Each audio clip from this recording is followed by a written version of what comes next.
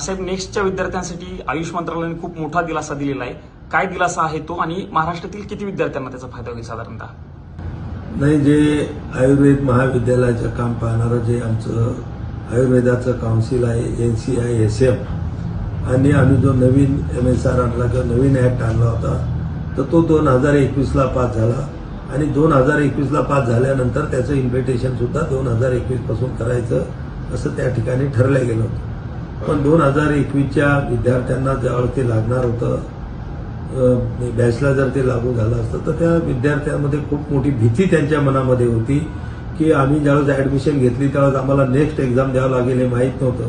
आता एकदम वेळेवर आम्ही कधी नेक्स्टचा अभ्यास केला नाही किंवा तसं आम्हाला काही मानसिक तयारी आमची नाही, त्यामुळं आमचं खूप नुकसान होईल. आम्ही इकडे डिग्री जरी घेतली, नेक्स्टमध्ये जर फेल झालो तर आम्हाला त्या ठिकाणी आमचा व्यवसाय किंवा प्रॅक्टिस आम्हाला त्या ठिकाणी करता येणार नाही.